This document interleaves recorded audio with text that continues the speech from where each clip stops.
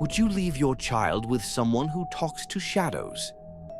In 2004, a 5-year-old boy vanished from a nursery in the middle of the school day. There were no witnesses, no forced entry, no sign of struggle, just an empty nap mat and a crayon drawing taped to the wall that no one remembers putting there. A drawing of a faceless woman holding a hand that wasn't hers. Police reports were inconclusive. The CCTV system went down for exactly 27 minutes. The only adult present, a quiet, well-liked teacher named Adeline Mora, claimed she had no memory of what happened. She said she'd been alone the entire time, but several children disagreed. 3 days later, the boy was found. He was alive. He would never speak again. What happened to him has never been fully explained. The case was quietly closed, files redacted, the nursery shut down and renamed. And yet, 15 years later, a new student in a different town drew the exact same woman. This is not a ghost story. This is a case study of a woman entrusted with children who believed in things that weren't there. Or maybe they were. In this video, we investigate the chilling real-life case of a nursery school teacher whose connection to a child's disappearance defies logic, surveillance, and psychiatric explanation. The details you're about to hear were never covered by major news outlets. Until now. This is the true horror story of Adeline Mora, the children she taught, and the strange repeating events that forced authorities to seal school records, erase footage, and walk away with no answers. What happened inside that classroom? Why do multiple students, across different years, claim they were told the same terrifying bedtime story before they started seeing shadows? Stay with us, because what comes next isn't just disturbing, it's documented. Adeline Mora was hired in late August 2003 to teach at Little Grove Nursery School, a small pre-kindergarten center tucked behind a church in Briar Ridge, a quiet, working-class town with no history of violent crime. She passed every background check, clean record, glowing references.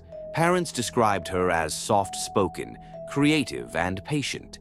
Her classroom was always organized, her tone calm. She never raised her voice. But there were details that stood out, things that didn't make headlines. She requested that the classroom camera be turned off during nap time. She claimed it was to protect the children's privacy. School board approved it. She brought her own books, none from the school's curriculum. Stories no one recognized, fables written in longhand with no credited author. The children called them Sibby's stories. One boy went home and told his mother, "Miss Mora reads us stories with no pictures because the pictures draw themselves in your head." Another child, only 4 years old, refused to sleep at home after hearing one of the stories. He said, "If I close my eyes too long, Sibby thinks I'm ready." At first, parents thought it was just imagination, but the drawings started. Same figure, over and over again, always labeled Sibby. Then the dreams began. Night terrors, sleep paralysis, children waking up screaming. Always at the same time, 3:13 a.m. Still, there were no formal complaints, no reports filed, just whispers, parent-to-parent warnings, teachers exchanging nervous looks in staff meetings. And through it all, Miss Mora never missed a single day of work. Until the day Theo vanished. Monday, April 19th, 2004. Morning drop-off at Little Grove Nursery started like any other. 22 children entered the building. By the end of the day, only 21 were accounted for. Theo Wright, age 5, was present for roll call, ate his packed lunch, participated in crafts, and was last seen during nap time, lying quietly on his mat. That was 1:32 p.m. By 2:15, he was gone. Miss Adeline Mora told administrators that Theo had been picked up early by his mother, but Theo's mother was at work. No one signed him out. The front door camera, disabled due to ongoing maintenance. The other classroom assistant was homesick. No witnesses, no noise, no alarm, just an empty mat and a missing 5-year-old. Police were contacted. The building was locked down. Every room searched. Then they opened the storage closet. Inside, they found Theo's crayon box, his sweater, and a child's drawing pinned to the back of the door, showing a stick figure being led away by a larger one with no face.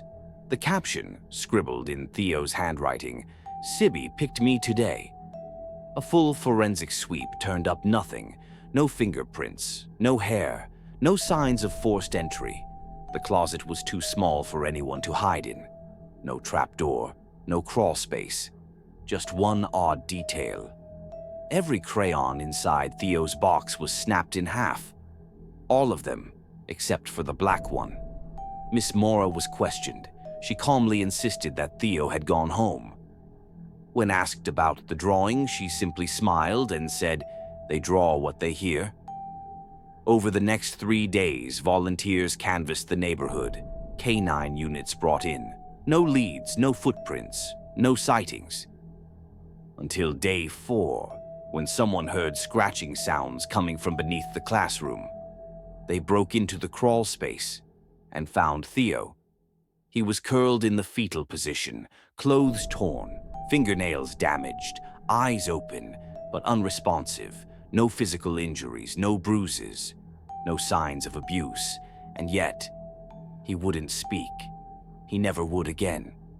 When questioned by psychologists, he only pointed to the ceiling and mouthed the word "Sibby" over and over again. After Theo was found, Miss Mora was placed on administrative leave pending investigation. She didn't object. She didn't ask why. She only requested to take her personal books home. Authorities denied the request. The books were seized. Over a dozen handmade story collections, handwritten in old ink. No publisher, no ISBN, some pages written backwards. Others in a language that linguists couldn't identify. One book in particular was titled The Choosing Chair. It contained sketches of children asleep in their mats, with one circled in red on each page. The last page had Theo's full name, written in block letters, dated 3 days before he disappeared. Digital forensic analysts scanned the books. The ink used in 3 of them was chemically similar to human blood, but when tested, it wasn't a match for anyone in the school system. It wasn't even human. Meanwhile, psychologists working with Theo tried a new approach: nonverbal expression, art therapy. He was given blank paper and crayons. The only color he used was black. He drew the same image over and over: a classroom, a cabinet, a tall figure bending over a sleeping child, always the same caption: "She picks when the quiet is heavy." Then one of the therapists recognized something. The figure, the one in every drawing, matched a chalk sketch submitted 5 years earlier by a different student from another school, 2 towns over. That child had never met Theo, never attended Little Grove Nursery, but their drawing? Nearly identical. That child had also stopped speaking. That teacher was also Miss Mora. Different town, different name, same face. Authorities reopened 2 other cases involving missing time, dissociation, and children reporting dreams about being chosen. All cases involved teachers named Adeline Mora, or variants of the name: Ada Mora, Adele M. Moraine, Mora A. Deline. But by the time those files were cross-referenced, she was gone. Last known address abandoned, phone number disconnected, no record of new employment. She disappeared without a trace, no trail, no sightings, no paper footprint. Only the stories remained. 3 months after Theo was found, Little Grove Nursery was quietly shut down. No public statement, no mention in local media. Just a note on the door, closed for restructuring. The other students were transferred, most recovered.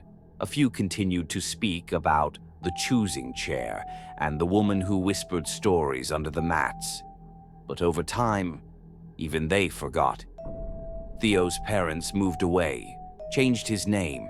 He never returned to school.